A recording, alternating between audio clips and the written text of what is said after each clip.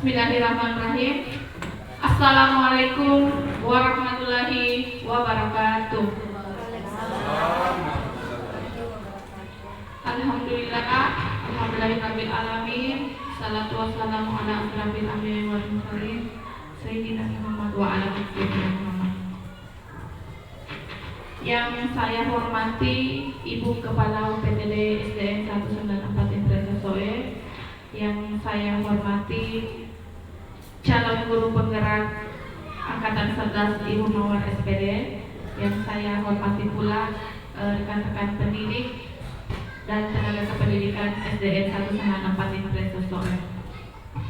Puji syukur kita panjatkan kehadirat Allah Subhanahu wa taala karena berkat rahmat dan hidayahnya lah sehingga kita bisa hadir berkumpul di tempat yang sangat sederhana ini guna memenuhi undangan calon guru penggerak kita untuk melakukan diseminasi tentang budaya positif. Tak lupa pula kita kirimkan salawat dan taslim atas junjungan Nabi besar Muhammad kita sallallahu alaihi wasallam, Allahumma shalli ala sayyidina Muhammad, yang telah membawa kita dari alam kegelapan menuju alam terang benderang. Baiklah, untuk kesempatan kali ini saya diberi kesempatan untuk sebagai moderator pada kegiatan diseminasi guru penggerak tentang budaya positif, menyebarkan pemahaman dan pengalaman budaya positif. Adapun rangkaian acara pada hari ini langsung saja. Yang pertama adalah pembukaan oleh moderator.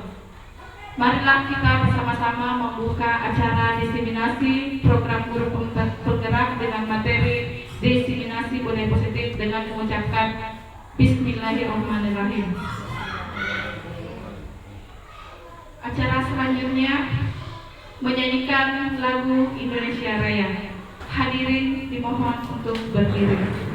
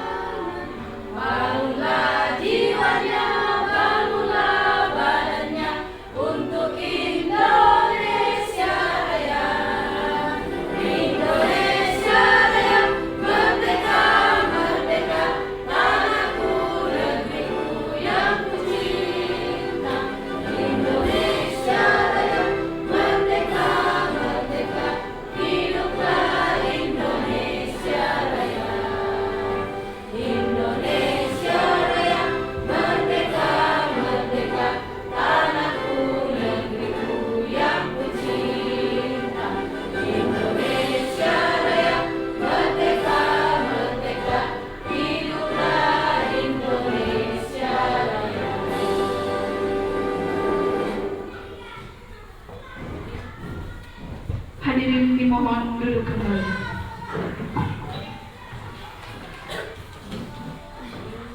Acara selanjutnya sepatah kata dari Kepala Sekolah SDN 194 Impresa Soe. Kepada beliau saya silakan dengan hormat. Terima kasih. Assalamualaikum warahmatullahi wabarakatuh. Yang saya hormati Bapak dan Ibu Guru SDN 194 Intresi SOE yang sempat hadir pada kegiatan ini, terkhusus Ibu Mawar sebagai calon guru penggerak yang dari sekolah ini. Pertama-tama mari kita memanjatkan puji dan syukur di hadirat Allah Subhanahu wa taala atas rahmat dan kasih sayangnya sehingga pada pagi hari ini kita dapat berkumpul di tempat ini dan akan melakukan suatu kegiatan yang merupakan rangkaian dari tugas calon guru penggerak. Salam dan salawat kepada junjungan kita Muhammad Sallallahu Alaihi Wasallam, Nabi rahmatan lil alamin, yang telah mengangkat derajat kita sebagai umat yang beragama Islam. Bapak dan Ibu peserta diseminasi yang saya banggakan, pada hari ini Selasa tanggal 27 Agustus 2024 ada rangkaian dari tugas calon guru penggerak yaitu Ibu Mawar SPD terkait diseminasi budaya positif di sekolah kita. Jadi pada hari ini Ibu Mawar akan memaparkan bagaimana terkait budaya positif yang sebaiknya kita lakukan atau diterapkan di sekolah kita, terkhusus di kelas kita masing-masing. Mudah-mudahan dalam kegiatan ini kita benar-benar perhatikan apa yang akan dipaparkan dan akan mengerti apa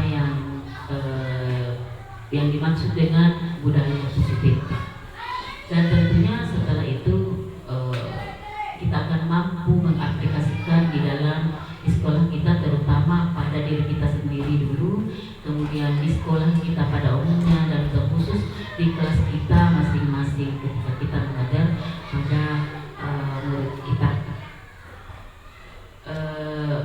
Mudah-mudahan dalam kegiatan ini dapat berlangsung dengan baik, dengan hasil yang maksimal sesuai dengan yang diharapkan. Barangkali sambutan saya untuk kesempatan yang cukup sekian. Wabillahi taufiq wal hidayah. Wassalamualaikum warahmatullahi wabarakatuh. Waalaikumsalam warahmatullahi wabarakatuh. Acara selanjutnya kita memasuki acara inti kita pada hari ini, yaitu pemaparan materi oleh Ibu Mawar SPD tentang materi diseminasi budaya positif, menyebarkan pemahaman dan pengalaman budaya positif. Kepada Ibu Mawar SPD, saya silakan dengan hormat.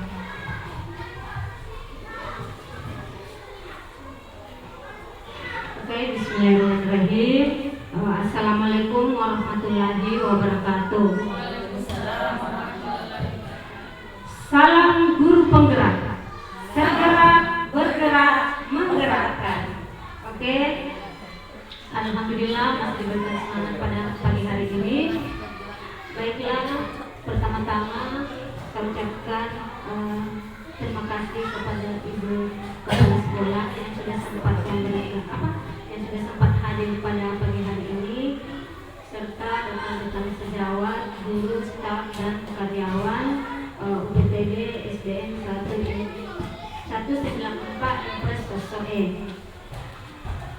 Yang saya hormati dan saya banggakan khususnya Ibu Kepala Sekolah serta rekan-rekan sejawat yang sudah sempat hadir di sini dan mungkin bisa menyempatkan pada pagi hari ini untuk mendengar atau sharing tentang diseminasi budaya positif terkait tugas saya sebagai salah satu anggota calon guru penggerak, di mana tugas saya ini adalah melaksanakan diseminasi atau sharing tentang ilmu yang saya dapatkan di pendidikan guru penggerak. Izin Ibu Kepala Sekolah membuka materi. Nah, baiklah, terkait tugas saya hari ini tentang diseminasi atau budaya positif tentang sharing. Namun yang saya harapkan mudah-mudahan dalam kegiatan yang berlangsung ini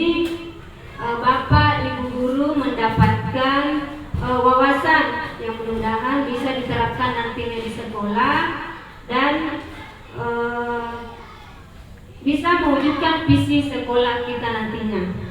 Nah, baik Bapak Ibu, mari kita mulai dengan semangat. Nah, sebelum kita masuk pada materi pada pagi hari ini,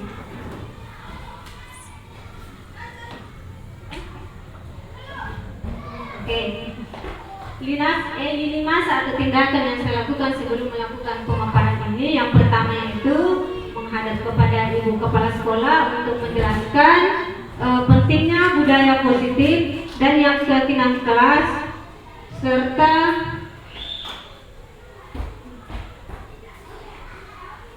serta meminta izin untuk mendiseminasikan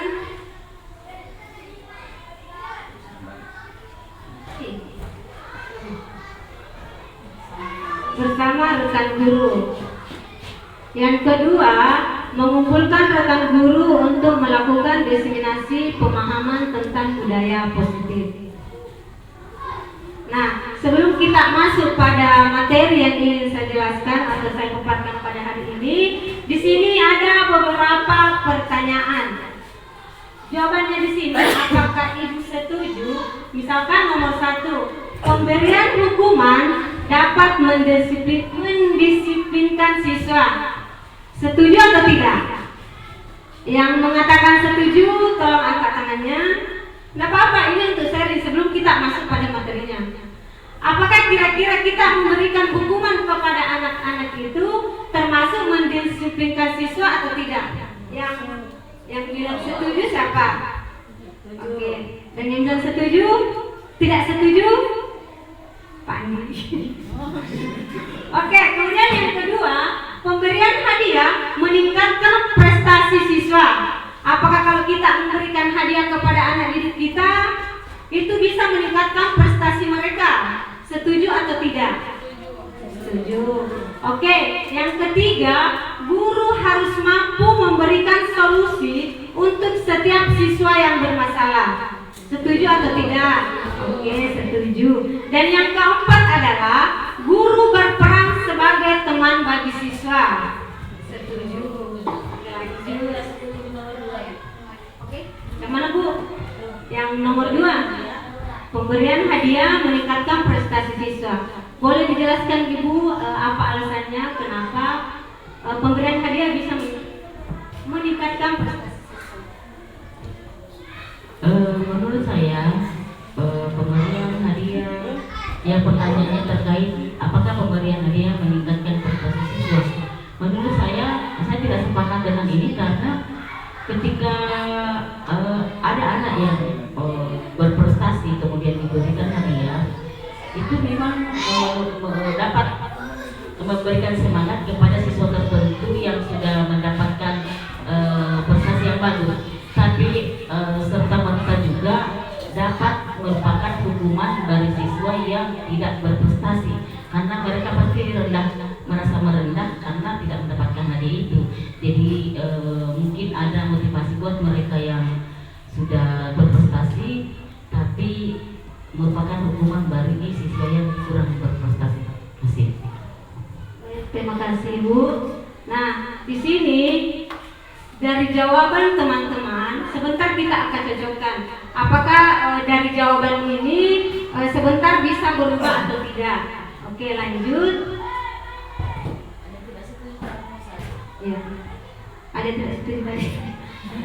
Oke, lanjut. Nah, sebelum kita masuk pada materi positif mindset, apa sih itu budaya positif? Budaya positif adalah perwujudan dari nilai-nilai atau keyakinan universal yang diterapkan di sekolah. Nah, yang ini kita maksud nilai-nilai apa yang ingin kita tampilkan atau yang ingin kita tanamkan pada anak didik kita. Misalkan nilai-nilai, ada yang bisa jawab? Nilai-nilai seperti yang nyata, maksudnya contohnya tanggung jawab. Apalagi bisa Pak Mustra, nilai-nilai apa yang ingin kita tampilkan pada anak didik kita? Ya, disiplin, kemudian tanggung jawab. Apalagi Brinda, nilai-nilai disiplin apa yang ingin kita terapkan pada anak didik kita nantinya? Kan bertanggung jawab, disiplin, jujur, sopan santun, empati, dan bertanggung jawab. Nah, dari sini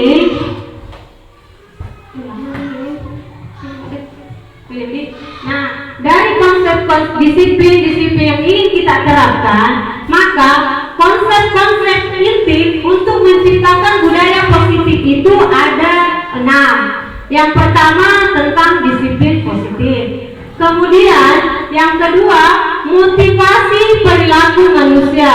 Dan yang ketiga adalah keyakinan kelas atau sekolah. Yang keempat kebutuhan dasar manusia. Dan yang kelima posisi kontrol seorang guru. Dan yang terakhir adalah segitiga restitusi. Nah, dari konsep-konsep inti yang ada di antara 6 ini, kira-kira menurut kalian yang mana di sini yang paling berkesan menurut Anda?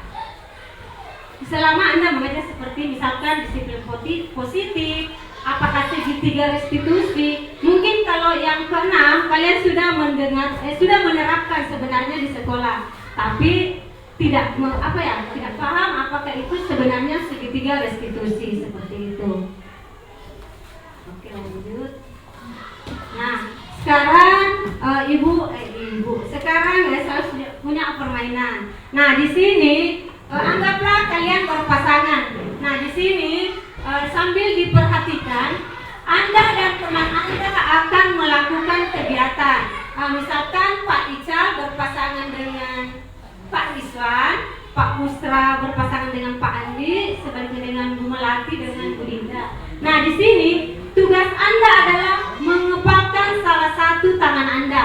Anggaplah di tangan kanan Anda yang menggenggam itu ada sesuatu atau ada hal yang berharga di dalam tangan Anda. Tetapi teman di samping Anda, dia ingin membujuk Anda. Kan tugas B atau rekan Anda mencoba dengan segala cara untuk membuka kepalan tangan Anda. Toh? Nah, anggaplah Pak Ica berpasangan dengan Pak Busra. Pak Busra nak bujuk untuk buka itu tangan tak Pak Riz. Pak Rizwan, ya. Kan di sini teman Anda boleh membujuk, boleh dibujuk, boleh diancam, boleh diintimidasi, bahkan menawari Anda uang agar Anda bersedia membuka kepala tangan Anda. Coba, apakah Anda tetap pada pendirian Anda atau Anda akan terpengaruh untuk membuka tangan Anda? Ya. Bayangkan ini adalah sesuatu yang paling berharga untuk Anda. Nah, kan teman B di situ, rekan Anda mencoba membuka kepala tangan Anda. Apakah Anda terpengaruh atau tidak? Bukan. Oh, ada buka ya. Kalau Pak Ican tidak bisa. Oke. Artinya apa? Bukan artinya ibu kepala sekolah tetap pada pendiriannya. Oke, lanjut. Nah, di sini adalah kenapa Anda tidak mau membuka, ada yang terpengaruh untuk membuka tangannya dan ada yang tidak terpengaruh untuk punya prinsip ya, ini gampang dibuka. Terus kalau kira-kira ini posisi kontrol, anggaplah diri kita. Artinya posisi kontrol kita itu kita sendiri yang punya apa? Punya hak untuk apakah kita mau membuka atau tidak. Nah, seperti pergeseran paradigma tentang teori kontrol oleh Dr. William Douglaser. Nah, yang pertama itu ilusi guru mengontrol murid. Nah, maksudnya di sini guru mengontrol murid. Selama ini kan kalau kita memberikan arahan kepada murid, padahal sebenarnya misalkan kita memberikan suatu pekerjaan rumah atau PR, mungkin masih ada beberapa siswa yang tidak mengerjakan PR karena karena mungkin posisi kontrolnya dia tidak sadar bahwa saya harus mengerjakan PR. Kemudian yang kedua, ilusi bahwa semua penguatan positif, efektif dan bermanfaat. Apakah kira-kira kalau kita memberikan reward seperti yang dijelaskan tadi oleh Ibu Kepala Sekolah, bahwa tidak merta bahwa kalau kita memberikan hadiah atau reward kepada siswa itu akan berlanjut apakah mungkin disiplinnya akan tetap, tapi tidak mestinya karena dia akan terpengaruh oleh hadiah. Kemudian ilusi bahwa kritik dan membuat orang merasa bersalah dapat mematikan karakter. Dan yang keempat adalah ilusi bahwa orang dewasa memiliki hak untuk memaksa. Sama dengan tadi, waktu kita mengepalkan tangan kita, ada di teman tak bujuk-bujuk, buka di tangan. Tapi ada juga orang yang tidak terpengaruh, sama dengan posisi kontrol kita. Nah, di sini ada beberapa bagaimana seseorang bisa merubah dari paradigma stimulus respon kepada pendekatan teori kontrol. Di sini ada stimulus respon dan teori kontrol. Di sini realitas kebutuhan kita sama. Sedangkan kalau teori kontrol, realita atau kebutuhan kita itu tidak sama. Kemudian semua orang melihat hal yang sama. Tapi kalau teori kontrol itu mengatakan bahwa setiap orang memiliki gambaran yang berbeda.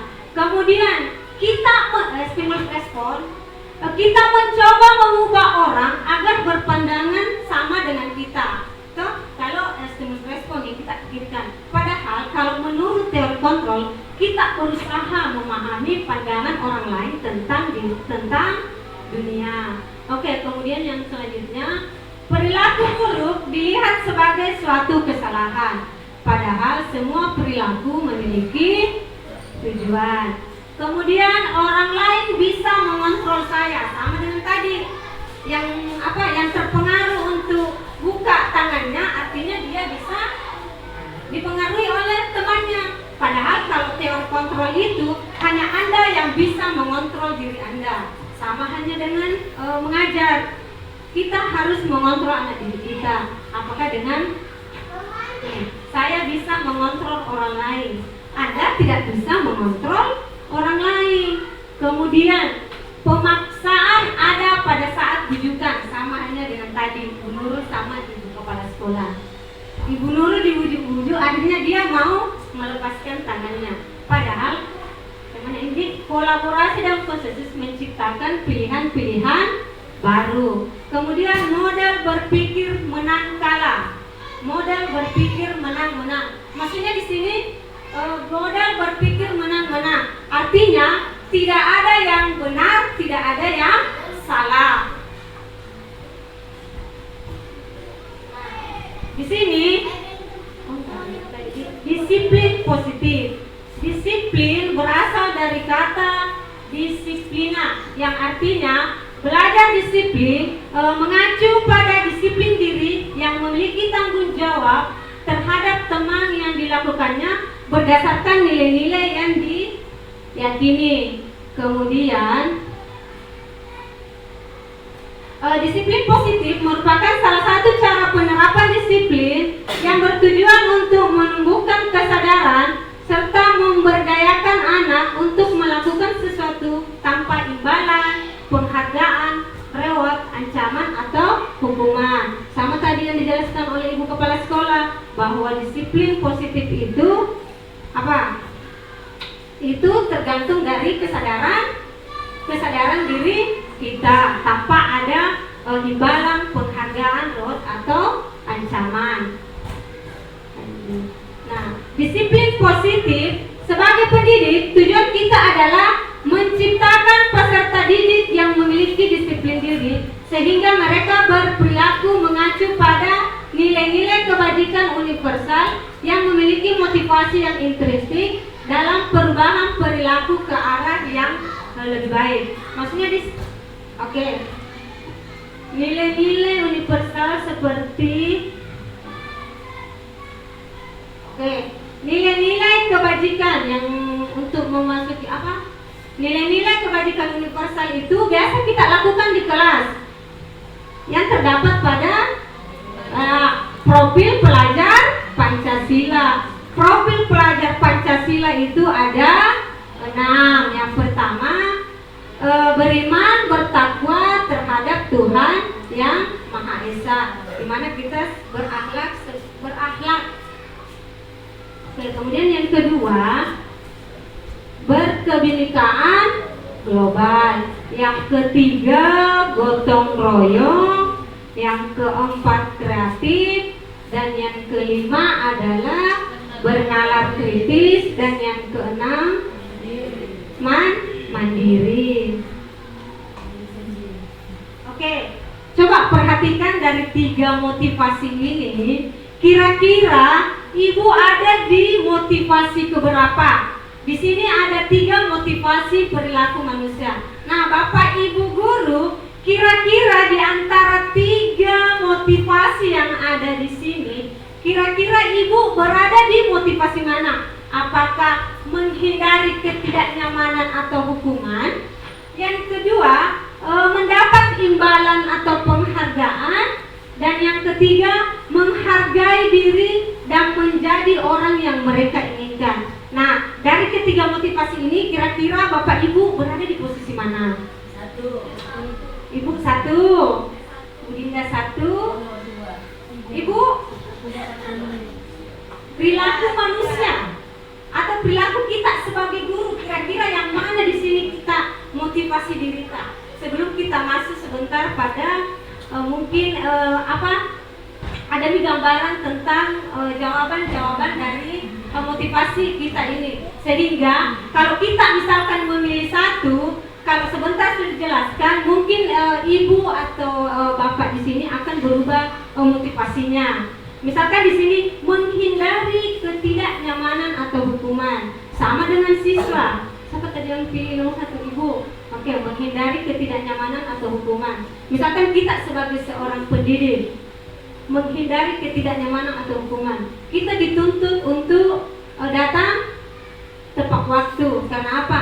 Takut mendapat hukuman. Sama dengan siswa, misalkan dia menghindari ketidaknyamanan atau hukuman, tidak mau saya terlambat ke sekolah karena disuruh berdiri. Kan begitu maksudnya. Kemudian yang kedua, mendapat imbalan atau penghargaan. Misalkan kayak kita misalkan mengajar di kelas, ada reward atau pemberian hadiah pada siswa yang menjawab pertanyaan kalau kita mengajar. Kemudian misalkan ada siswa yang rajin membersihkan. Kemudian yang ketiga adalah menghargai diri dan menjadi orang yang mereka inginkan. Nah, dari ketiga motivasi ini, kira-kira mana motivasi yang paling bagus untuk kita terapkan nantinya di anak didik? Nah, di sini ada tentang hukuman, konsekuensi, dan restitusi. Di sini ada beberapa pengertian tentang perbedaan antara hukuman, konsekuensi, tentang restitusi. Di pertama ini ada identitas gagal, kemudian identitas sukses, konsekuensi dengan restitusi. Ada yang tahu? Oke, perhatikan saja. Hukuman itu sesuatu yang menyakitkan, harus terjadi. Kalau konsekuensi, sesuatu yang harus terjadi. Sedangkan restitusi itu merupakan pilihan. Kemudian yang kedua, tidak nyaman untuk murid, anak untuk jangka waktu yang panjang.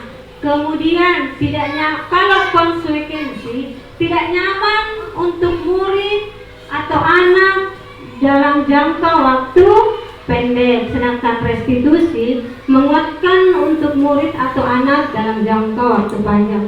Oke, karena mungkin terlalu panjang, nanti kita bisa sering-sering lagi tentang hukuman, konsekuensi, serta restitusi.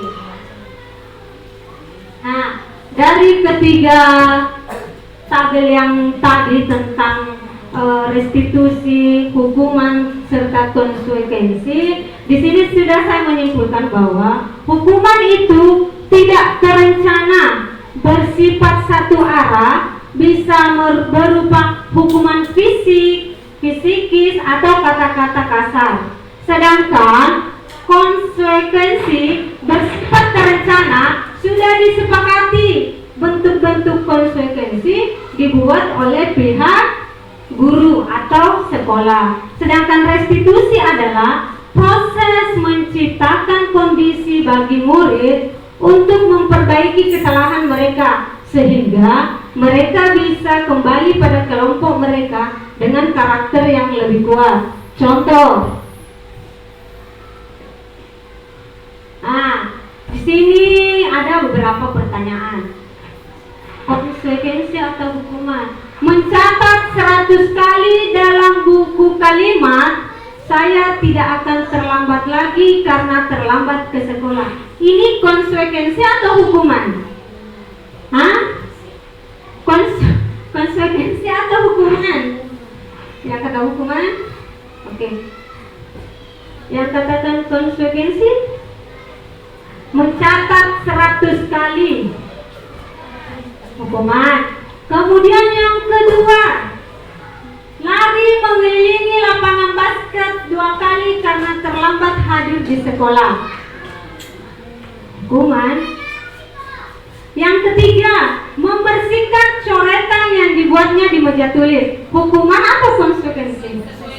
Konsekuensi. Berdiri di depan kelas sambil mengangkat kaki satu karena tidak bisa menjawab pertanyaan. Hukuman atau konsekuensi? Hukuman karena terkait tentang fisik. Oke, dan yang keenam, membersihkan WC karena merusak pensil teman. Lari ke lapangan karena terlambat 10 menit saat pelajaran PJOK. Konsekuensi atau hukuman? Pemanasan. Kalau PJOK pemanasan. Kalau maksudnya dalam istilah konsekuensi atau hukuman, dia termasuk di mana ini Pak? Apakah dia hukuman atau konsekuensi? Hukuman? Hukuman atau konsekuensi? Kita kembali dulu. Hukuman itu tidak terencana. Hukuman itu tidak terencana, bersifat satu arah, bisa berupa hukuman fisik. Ada kesepakatan, itu hukuman. Contoh, ada anak-anak yang terlambat. Kenapa kamu terlambat? Coba sekarang keliling lapangan 10 kali. Itu termasuk hukuman karena tidak terencana. Kemudian konsekuensi itu dibuat oleh pihak guru. Contoh, tidak mengerjakan PR. Oke, lanjut. Di sini ada beberapa contoh kasus. Dihukum oleh penghargaan, pengaruh jangka pendek dan jangka panjang. Maksudnya di sini, kalau kita memberikan hukuman kepada anak-anak, itu maksudnya jangkanya bisa panjang, bisa pendek. Misalkan kalau kita memberikan hukuman, mungkin dia terima pada hari ini, tapi mungkin besoknya dia sudah tidak melakukan kembali. Kemudian penghargaan itu merusak hubungan, sama dengan yang diberikan tadi ibu kepala sekolah, bahwa misalkan merusak hubungan. Contoh, ada juara 1 dengan juara 2, yang kita kasih hadiah cuma juara 1. Kira-kira yang juara 2 kita tidak diberikan hadiah, kira-kira bagaimana perasaannya? Pasti kecewa, ada rasa kecemburuannya. Sehingga di situ penghargaan itu merusak hubungan. Kemudian penghargaan itu mengurangi ketetapan serta mengurangi kualitas, serta penghargaan mematikan kreativitas siswa. Maksudnya di sini cuma anak-anak yang mau yang mau mendapatkan hadiah, cuma yang mau melaksanakan. Sedangkan yang siswa yang tidak mau berpikir, maksudnya masa bodoh dengan tugasnya, kemudian penghargaan itu menghukum motivasi dari dalam diri dan intrinsik. Oke. Oke, lanjut. Di sini kita masuk pada keyakinan kelas. Mengapa keyakinan kelas bukan peraturan kelas? Ada yang bisa jawab? Apa itu keyakinan dan apa itu peraturan? Ayo, silakan. Iya, assalamualaikum warahmatullahi wabarakatuh. Terima kasih atas kesempatannya. Kalau menurut saya, kalau peraturan itu biasanya hanya dibuat oleh guru itu sendiri tanpa melibatkan siswanya. Jadi seenaknya saja bikin peraturan. Sedangkan kesepakatan yaitu suatu keyakinan kelas, yaitu kesepakatan yang dibuat antara guru dengan siswanya. Jadi untuk untuk mendapatkan tujuan tertentu mereka sepakat sehingga disiplin di kelasnya itu adanya kesadaran bersama. Ya, terima kasih. Terima kasih Pak Busra. Oke, ada yang punya jawaban lain atau mungkin sama keyakinan dengan peraturan? Sama. Oke, lanjut. Di sini dari pengertian tadi yang dijelaskan oleh Pak Busra, di sini Ibu Guru punya pertanyaan. Mengapa kita memiliki peraturan tentang penggunaan helm pada saat mengendarai roda 2 atau motor? Untuk apa? Oke, untuk selamat atau terhindar dari kecelakaan. Kira-kira aturan yang dibuat ini oleh menggunakan helm, apakah kita terlibat dalam aturan tersebut? Tidak. Artinya peraturan itu seperti yang dijelaskan tadi oleh Pak Busra, bahwa peraturan itu cuma dibuat oleh satu orang tanpa melibatkan orang lain. Kemudian tapi kita mengikuti peraturan tersebut untuk apa? Seperti yang dibilang tadi Bu Muli, untuk menghindari kecelakaan. Kemudian untuk mentaati peraturan. Nah, yang kemudian mengapa kita memiliki peraturan tentang penggunaan masker dan mencuci tangan pada setiap saat? Oke, terhindar dari penyakit. Apalagi? Pak Ji? Oke, supaya kurang listrik. Oke, lanjut ya. Mana? Oke. Jadi 100 buat Pak Busra. Betul yang dijelaskan tadi oleh Pak Busra, bahwa keyakinan kelas itu dibuat berdasarkan kesepakatan antara guru dan siswa yang bersifat universal. Kemudian peraturan biasanya dibuat oleh guru dan bersifat satu arah. Oke.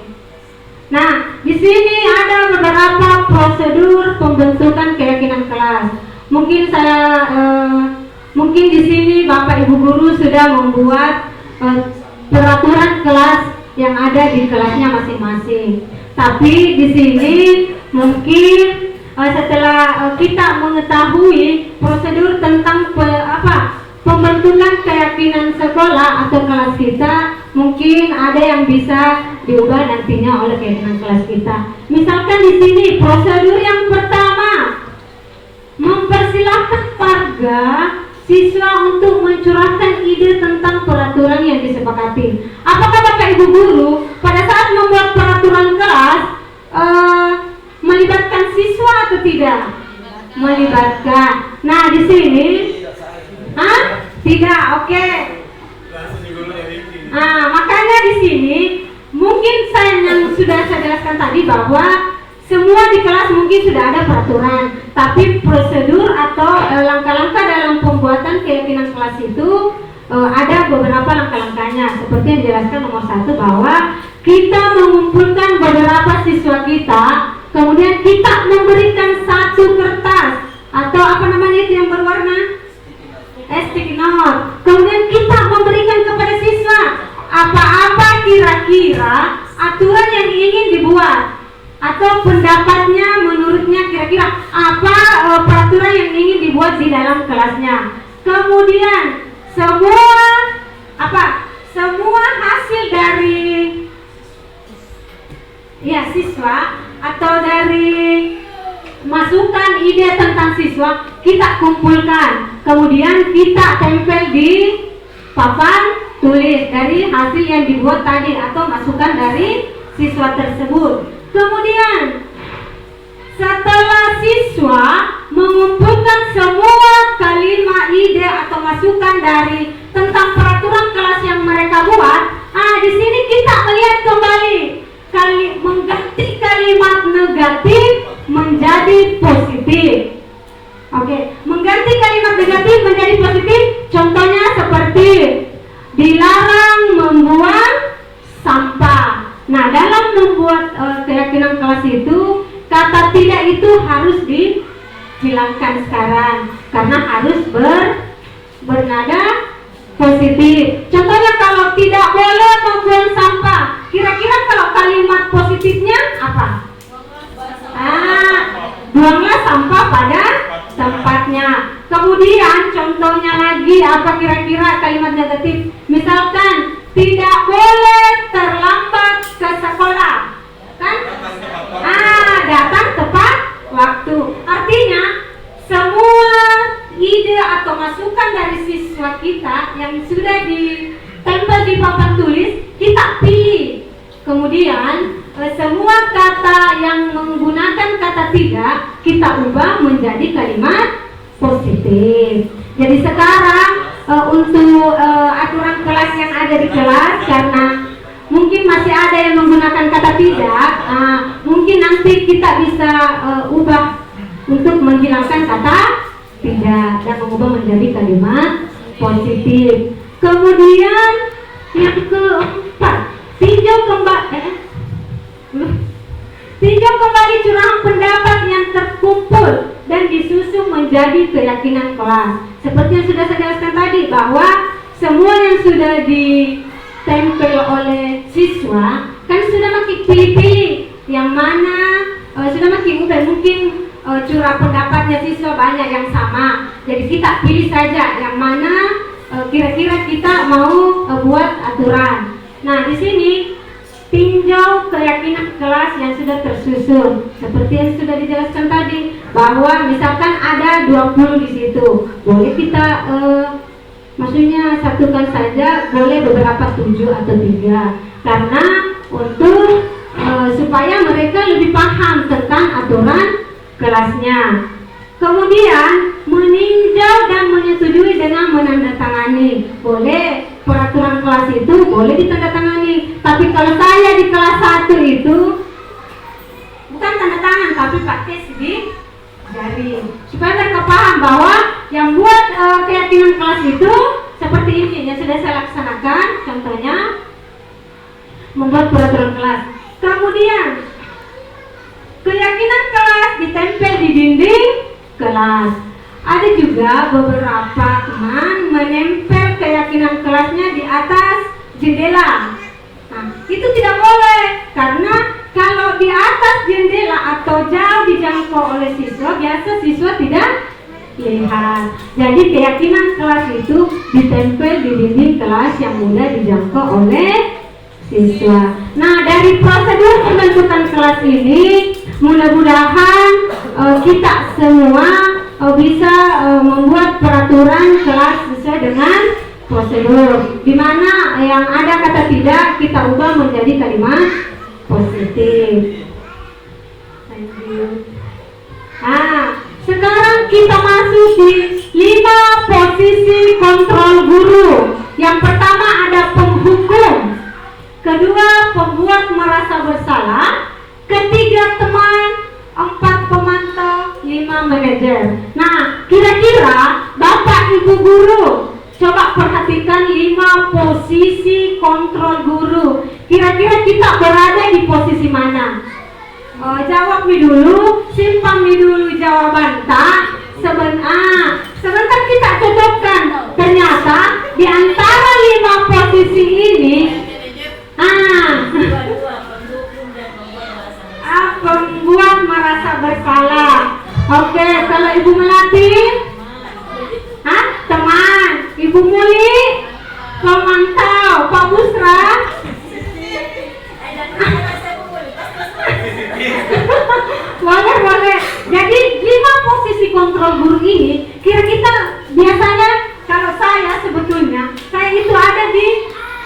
menghukum. Karena apa? Saya biasa menghukum siswa saya. Nah, di sini di posisi 5 kontrol guru ini bukan ada terbaik, tapi yang harus kita miliki seorang guru itu kan sudah ada di jawaban tak semua tuh tadi di 5 posisi kontrol ini. Oke, simpan dulu jawaban tak. Sebentar kita bandingkan. Apakah pilihan kita ini sudah tepat atau belum? Nah, di sini ada beberapa contoh posisi kontrol guru. Coba perhatikan ya videonya. Boleh sambil nonton sambil minum dulu. Ya. Perhatikan ya.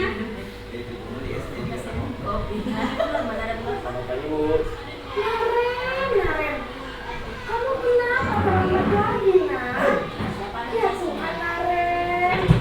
Kamu kenapa? Kalau kamu terlambat lagi, Siapa ya pesan? kita berbakar kepala sekolah, nak. Tidak bisa digunakan. Duh, Leo, dekat kita. Maaf bu. duh, Gusti Naren. Kamu suka ya dengan kepala sekolah? Terus, sekarang ibu harus tulis apa ini buku absen? Ini kamu sudah sering terlambat loh. Ibu harus apa coba? Maaf sekali. Ya sudah, lain kali jangan tulis lagi ya nak ya. Ibu tidak akan ingat lagi kalau kamu begini terus. Bisa jantungan kalau ibu tegur bapak kepala sekolah. Sekarang cepat kelas. Maaf ya bu. Maaf sekali.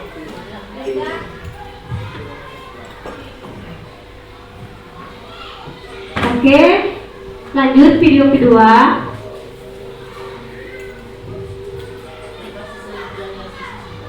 Kalau yang tadi mungkin posisi guru ada di merasa bersalah. Kemudian yang kedua,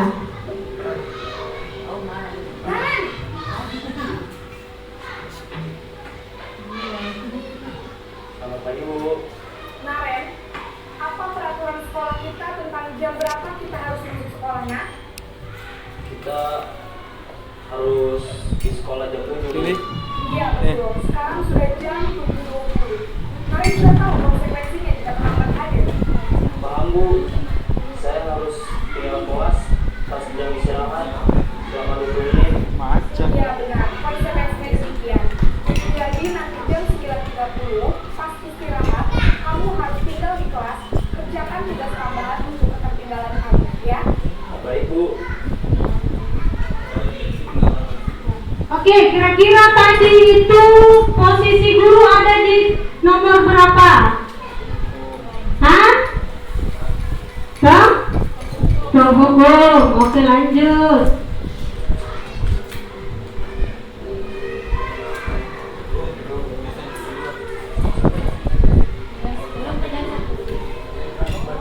Naren! Sini kamu! Selamat pagi bu. Selalu terlambat. Kamu deh, pasti terlambat. Saya Apa coba? Alasan kamu apa lagi? Ngapain sih kamu tidak terlambat? Malas sekali ya kamu jadi anak. saya Dasar pemalas. Gak kapok sih kamu. Sudah berapa kali terlambat? Sana, kamu keliling lapangan basket 2 kali. Kenapa saya harus pilih lapangan basket bu? Pakai BH pelayanan. Kamu melewati Pakai ibu. BH pelayanan. Berani-beraninya jawab. Sudah terlambat, masih berani jawab pula. Sekarang, keliling lapangan basket 5 kali sekalian. Biar kapok. Cepat. Pergi sana ke lapangan basket. Oke. Kalau video yang ketiga, posisi guru itu berasa yang mana? Yang mana kira-kira yang tadi? Penghukum. Ya, oke lanjut.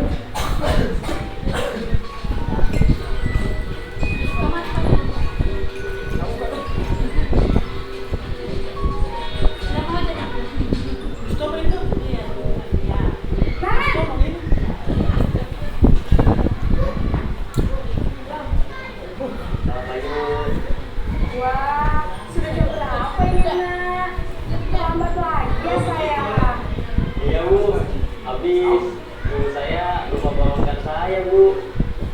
Kamu malah menyalahkan ibu kamu. Kamu bukan anak yang larinya paling kencang.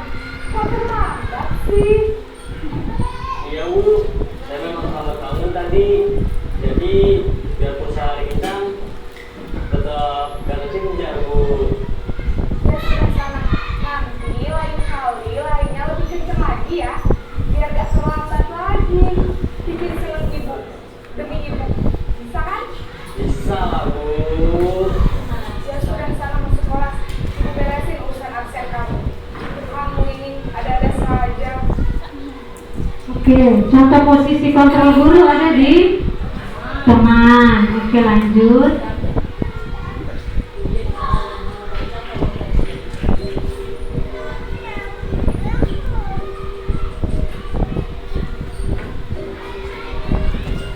Karen!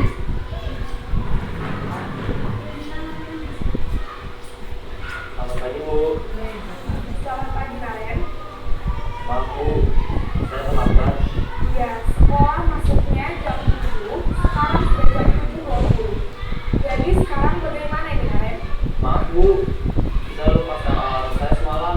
Baiklah, menurut kamu, keyakinan sekolah yang mana yang perlu kamu tingkatkan?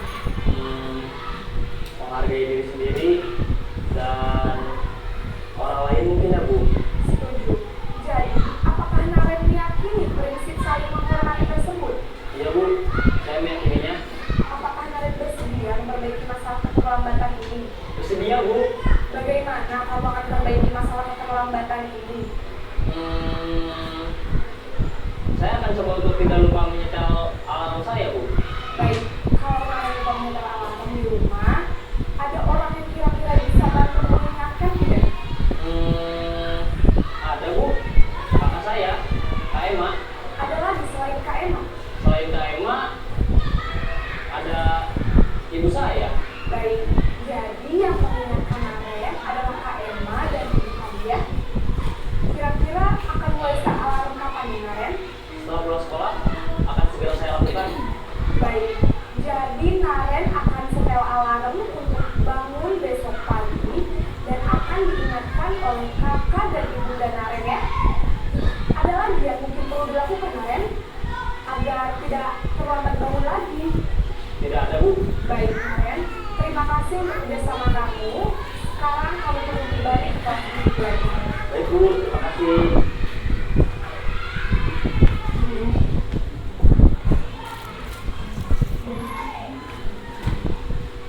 Oke, nah dari kelima contoh video yang tadi, apa? Video yang kelima itu dia termasuk di posisi kelima atau manajer. Kenapa? Di situ yang posisi kelima paling bagus karena di sini kita tidak memberikan hukuman kepada siswa, tapi kita mencarikan solusi dari masalah yang dihadapi. Jadi di posisi kontrol guru tadi ada yang penghukum, ada yang membuat merasa bersalah, ada yang teman, dan ada pemantau. Nah untuk sekarang karena kita sudah melihat beberapa contoh kasus tentang posisi kontrol guru, jadi mungkin bisa kita ubah di sisi posisi kontrol yaitu sebagai manajer, yaitu apabila ada siswa melakukan kesalahan, kita tidak boleh menghukum, tapi kita harus mencarikan solusi dari masalah tersebut sehingga dia sendiri yang berpikir untuk memecahkan masalah tersebut. Oke, di sini yang penghukum tadi menghardik menunjuk-nunjuk, berkacak pinggang dan membentak, serta hukumannya fisik dan verbal. Sedangkan dampaknya yaitu kalau penghukum anak menjadi pendendam, kemudian tidak menyukai guru atau mapel tersebut. Contoh di sekolah kalau ada siswa yang kita hukum, mungkin dia akan membekas di ingatannya sehingga dia akan membenci gurunya. Kemudian pembuat merasa bersalah, suaranya lembut tadi, namun menyalahkan siswa. Semua dia libatkan ke siswa. Kemudian dampaknya kalau pembuat merasa bersalah itu membuat siswa merasa bersalah dan rendah diri. Kemudian kalau sebagai teman, tadi kalau sebagai teman bagus, dia sudah bersikap ramah, tapi dia cenderung bersenda-gurau untuk menghangatkan suasana. Sedangkan dampaknya murid bergantung pada satu orang, yaitu misalkan di sekolah kalau dia kena hukum, dia cuma bergantung pada gurunya. Kemudian membuat siswa tidak mandiri. Nah, sedangkan yang terakhir adalah yang keempat dulu, pemantau. Pemantau di situ nada bicara dan ekspresinya dasar, identitasnya tidak berhasil. Maksudnya di sini dia tidak memberikan solusi. Dan dampaknya menghitung hadiah yang diberi tanpa melihat nilai kebajikan dari hubungan tersebut. Kemudian posisi kontrol yang kelima, mungkin posisi manajer yang paling bagus yang harus kita tanamkan pada diri kita, bahwa kalau ada siswa yang melanggar itu jangan diberikan hukuman, tetapi kita harus mencari solusi dari masalah tersebut. Nah, di sini tadi suaranya netral, tercipta identitas positif yang berhasil. Kan ditanya tadi ya di videonya, kenapa bisa terlambat, toh apa alasannya, kemudian mengajukan pertanyaan bermakna, serta membantu siswa memecahkan masalah. Nah, kemudian dampaknya murid menjadi mandiri, kemudian pede memecahkan masalahnya sendiri. Seperti tadi, dia terlambat. Alasannya kenapa? Karena terlambat bangun. Nah, apa solusinya? Disuruh nih bunyikan alarm ataukah dibantu dibangunkan oleh tantenya. Nah, dari 5 posisi kontrol tadi yang ibu sudah pilih, mungkin bisa berubah. Toh dari yang penghukum bisa ke manajer, dari yang tadi merasa bersalah bisa ke posisi manajer. Nah, sekarang kita masuk ke kebutuhan dasar manusia. Nah, kita sebagai guru juga harus mengetahui kebutuhan apa yang dibutuhkan oleh siswa kita. Nah, di sini kebutuhan dasar manusia itu ada 5. Pertama, bertahan hidup. Kemudian kasih sayang dan rasa diterima. Kemudian yang ketiga adalah penguasaan, dan yang keempat adalah kebebasan, serta yang kelima adalah kesenangan. Nah, dari kebutuhan dasar manusia ini, di sini ada satu contoh kasus.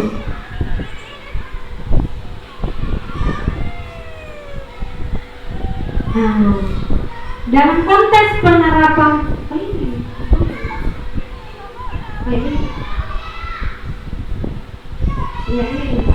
Oke, kasus pertama, Pak Pusra di kelas 4 di SD Sosoe sedang bingung menghadapi ulas salah satu murid di kelas bernama Arfa. Nah, di sini Arfa seringkali meminta bekal makan siangnya dengan paksa. Jika Anda menghadapi situasi seperti Pak Pusra, nah kira-kira apa alasan apa melakukan hal itu? Nah, dari kasus ini kita bisa lihat tadi di 5 kebutuhan dasar manusia. Yang pertama, ini dalam konteks penerapan positif, kan yang mau kita tampilkan di sini penerapan positif kepada siswa. Pak Pusra sebaiknya mencari tahu alasan apa melakukan tindakan tersebut agar mengetahui kebutuhan mana yang berusaha dipenuhi oleh ARPA. Yang pertama, kebutuhan apa tadi? Yang pertama tadi bertahan hidup. Mungkin ARPA lapar karena tidak membawa bekal. Bagaimana itu yang termasuk ingin bertahan hidup? Ingin makan, ingin makan, supaya bisa bertahan hidup dan tidak lapar. Oke, yang kedua, teman ARPA, jadi perhatikan ARPA. Dia masuk di cinta kasih dan diterima oleh temannya. Sedangkan yang ketiga, ARPA merasa hebat karena temannya jadi takut dan menuruti keinginannya. Dia termasuk di penguasaan. Kemudian yang keempat, ARPA merasa bosan dengan bekal yang dibawakan oleh orang tuanya karena selalu bekal yang sama, sehingga dia ingin bebas atau ingin mencoba makanan lain. Dan yang kelima adalah ARPA hanya iseng dan dia ingin menikmati ekspresi wajah temannya yang kesal. Dia termasuk di kesenangan. Oke. Kalau aku senang main kejar-kejaran dengan ibu guru, seru, dia masuk di mana? Cinta? Cinta kasih ingin. Ibu kejar aku karena ibu guru sayang aku, masuk di cinta kasih. Ya, cinta kasih. Kemudian aku hebat kan, bisa bikin ibu kejar aku, penguasaan. Kemudian aku bosan belajar mewarnai terus di dalam kelas, kebebasan. Oke. Dari kebutuhan dasar manusia sama dengan kebutuhan dasar manusia, kita bisa melihat siswata. Jadi kalau ada siswata yang membuat masalah atau ulah, kita harus lihat dulu kira-kira kenapa dia melakukan hal tersebut. Oke. Ada pertanyaanku paling. Dunia berkualitas. Oke. Nomor 1. Siapakah orang-orang yang paling penting dalam hidup Anda? Coba Pak Rizwan, kira-kira orang yang terpenting dalam hidup Anda siapa?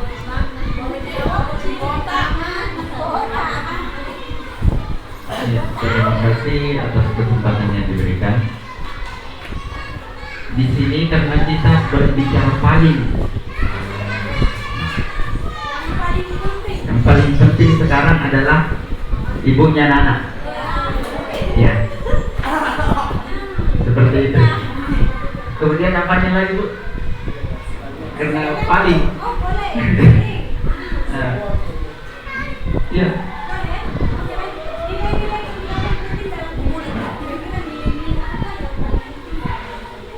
Syukur.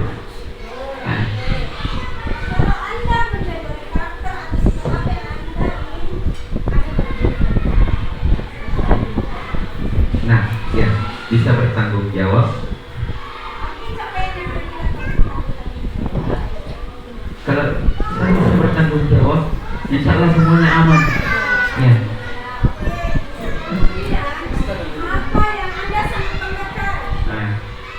Bangga sebagai apa dulunya?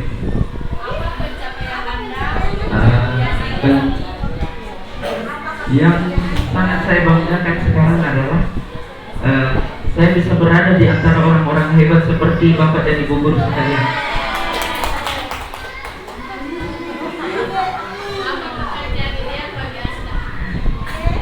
Ya, pekerjaan ideal bagi saya adalah menjadi seorang guru adalah cita-cita saya dari dulu. Dan kenapa saya memilih menjadi guru? Karena di mata saya guru itu adalah orang yang paling hebat. Tidak ada orang yang bisa jadi orang besar tanpa memulai pekerjaan, tanpa memulai pendidikan, dan tanpa memperoleh bimbingan dari seorang guru. Perjalanan hidup Anda, saya mulai dari mana ini, Bu?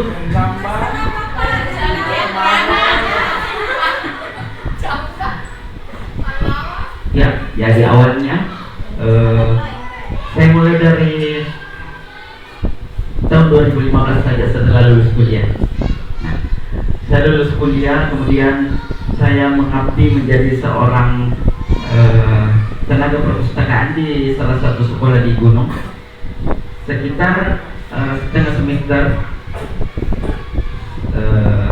Setelah itu saya pindah ke sekolah yang membutuhkan tenaga saya sebagai seorang guru.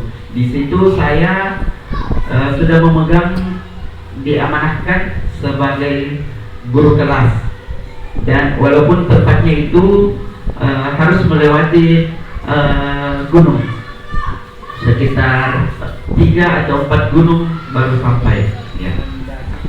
Yang mendaki gunung lewati lembah. Kemudian setelah 3 tahun berlalu, saya pindah ke sekolah yang lebih dekat dengan tempat tinggal, kemudian suasananya juga lebih baik daripada tempat yang kemarin. Dan namun tuntutan yang ada di sana juga lebih besar. Nah, di sana saya mencoba untuk mendaftar formasi CPNS.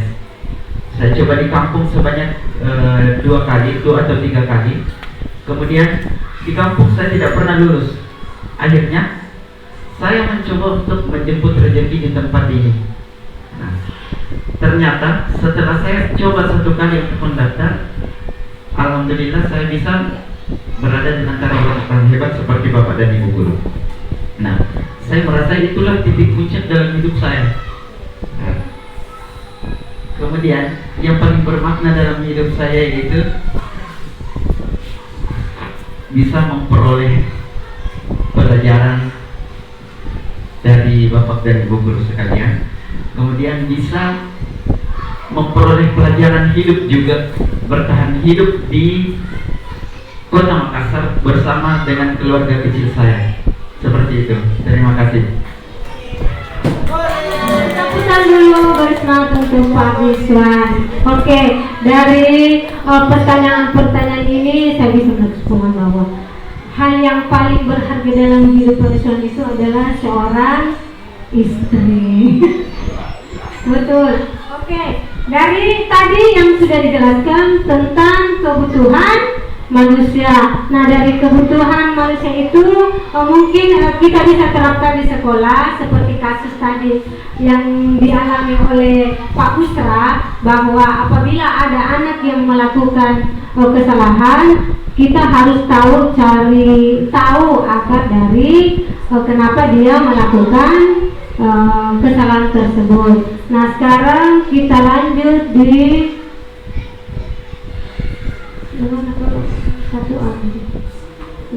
tadi ini segitiga restitusi. Apa itu segitiga restitusi? Segitiga restitusi adalah proses menciptakan kondisi bagi manusia.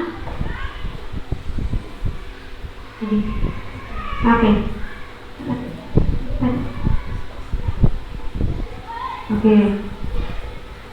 Tahapan. Oke. Sehingga mereka bisa kembali pada kelompok mereka dengan karakter yang lebih kuat. Melalui restitusi, guru dapat pertama membantu murid menjadi lebih apa? Lebih memiliki tujuan, disiplin positif, serta pemulihan dirinya setelah berbuat salah. Kemudian membantu murid jujur pada dirinya sendiri dan mengevaluasi dampak dari kesalahan yang dilakukan. Kemudian memberikan penawaran, bukan paksaan. Itu segitiga restitusi. Oke, segitiga restitusi itu ada 3 tahap. Pertama itu menstabilkan identitas. Yang mana itu menstabilkan identitas? Tadi yang di video katanya setiap orang pasti pernah melakukan kesalahan. Nah, yang kedua, kamu bukan satu-satunya yang pernah melakukan ini. Kemudian tahap kedua adalah validasi kebutuhan. Apa yang ingin kita validasi tindakannya? Pertama, adakah cara yang lebih efektif untuk mendapatkan apa yang kamu butuhkan dari masalahnya? Kemudian dari masalah itu mereka punya alasan kenapa melakukan hal tersebut. Kemudian yang ketiga adalah menanyakan keyakinan. Nah, menanyakan keyakinan itu ada 3. Ada keyakinan kelas kita. Jadi kalau anak-anak berbuat salah, kita bisa kaitkan dari keyakinan kelas yang telah dibuat. Kemudian nilai-nilai apa yang telah disepakati, serta kamu ingin menjadi contoh seperti apa. Nah, di sini saya sudah melakukan satu contoh tahap segitiga restitusi. Nah, tahapan segitiga restitusi itu yang pertama tadi menstabilkan identitas. Yang mana itu menstabilkan identitas? Berbuat salah itu tidak apa-apa. Tidak ada manusia yang sempurna. Saya juga pernah melakukan kesalahan seperti itu. Kita bisa menyelesaikan. Jadi kata-kata ini, kalau ada anak-anak yang berbuat salah atau apa ya, ada masalahnya kita bisa menggunakan ini kata-kata dari menstabilkan identitas. Lanjut.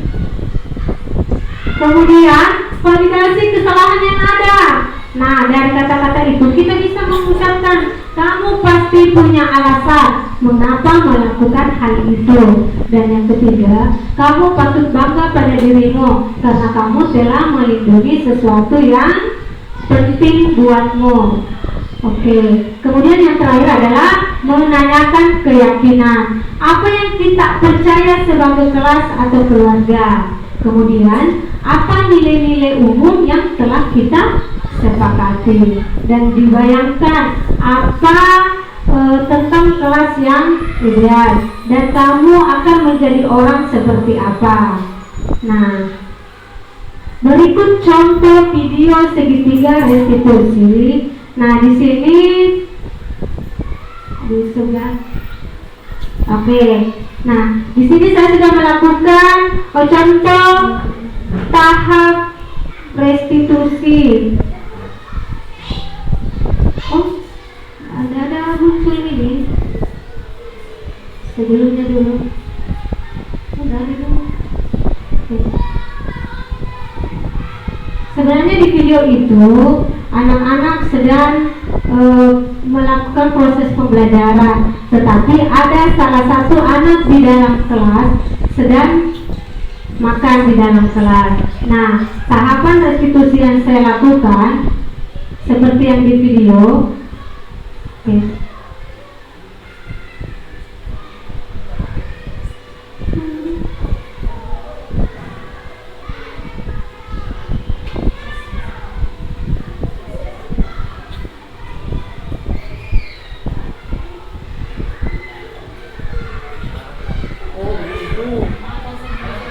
Makan di dalam kelas.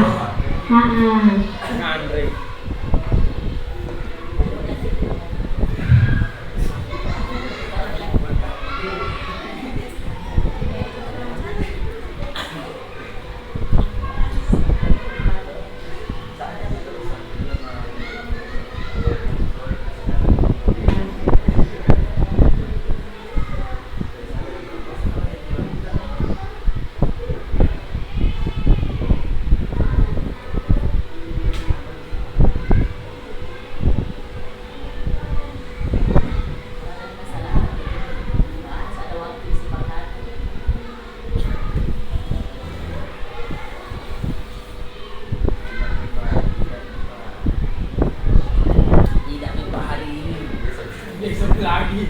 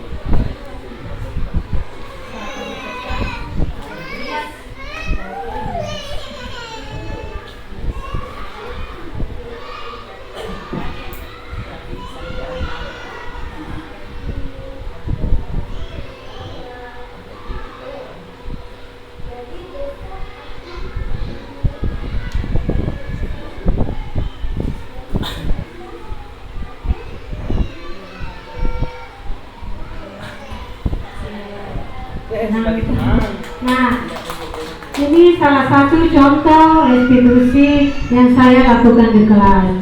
Contohnya itu tadi ada anak-anak yang makan di dalam kelas pada saat jam pelajaran. Nah, di sini kita sebagai guru tidak langsung harus menghukum, tapi kita boleh menggunakan 3 tahap restitusi itu. Yang pertama, menstabilkan identitas tadi. Kita harus tahu dulu apa masalahnya, kenapa dia melakukan makan di dalam kelas. Kemudian yang kedua, melakukan validasi kesalahannya. Maksudnya kita harus tanyakan kepada siswa kenapa sampai dia makan di dalam kelas. Nah, dari sini masalah-masalah ini bukan kita yang memberikan solusi, tapi siswa sendiri yang akan memberikan solusi dari kesalahannya. Seperti itu. Oke. Dari tahap 3 restitusi ini, dari kesimpulannya bahwa budaya positif itu sangat penting untuk dikembangkan pada pelajaran anak murid di sekolah kita. Mengingat masa ini adalah masa yang penting dalam menanamkan nilai-nilai positif untuk anak-anak yang kelak akan dibawanya sampai dewasa.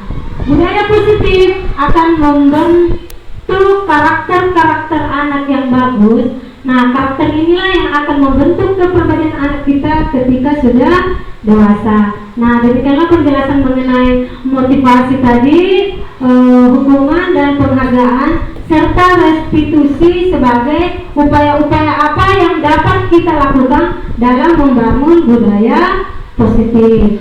Demikianlah, terima kasih atas waktu.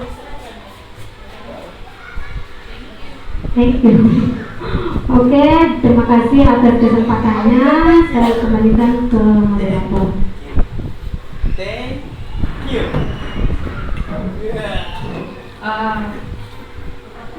Wow ya, tepuk wow dulu, tepuk wow deh. Tepuk wow, kasih.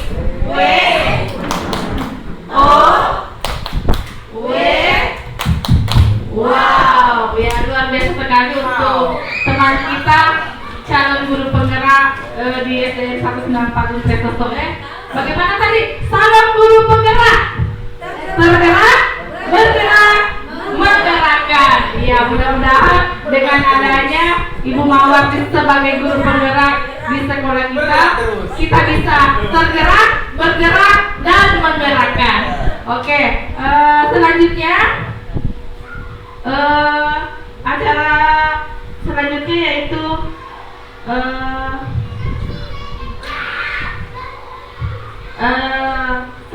sebelum kita menutup kegiatan kita pada hari ini, marilah kita bersama-sama membaca doa. Barangkali bisa diwakilkan oleh teman kita, Ibu Adinda. Boleh barangkali sama-sama kita berdoa. Mudah-mudahan apa yang kita dapatkan hari ini kita bisa mengaplikasikan jelas tentang budaya positif, pentingnya budaya positif yang akan kita aplikasikan dalam pembelajaran, dalam kegiatan kita sehari-hari di sekolah. Kepada Ibu Adinda, saya silakan dengan hormat. Bismillahirrahmanirrahim. Marilah kita sejenak menegakkan tangan saya bermunajat kepada Allah Subhanahu wa taala untuk kegiatan kita hari ini. A'udzubillahi minasyaitonirrajim. Bismillahirrahmanirrahim. Ya Allah, ya Tuhan kami ucapkan syukur atas rahmat, nikmat dan karunia-Mu, sebab Engkaulah kami bisa hadir di sini. Ya Allah, jadikanlah kegiatan ini sebagai majelis ilmu yang akan bermanfaat buat kami semua sekarang dan di masa yang akan datang. Jadikanlah ilmunya bermanfaat bagi kami, orang di sekitar kami, masyarakat dan negara. Ya Allah, ya Rabbana, semoga kegiatan ini memperoleh ridho-Mu, maka berilah bimbingan, pengajaran dan petunjuk kepada kami untuk menjalankan sampai selesai. Atas ridho-Mu, kami mohon bantulah kami supaya acara ini bisa berjalan lancar dan baik. Ya Allah, jadikanlah kami semua yang hadir di sini sebagai umat yang taat, umat yang manfaat, umat yang terus mengabdikan ilmu di jalan-Mu. Amin, amin, ya Rabbal alamin. Dengan berakhirnya doa pada kegiatan hari ini, maka dengan ini saya menutup acara ini, menutup kegiatan diseminasi program guru penggerak dengan materi budaya positif, menjelaskan pemahaman dan pengalaman budaya positif.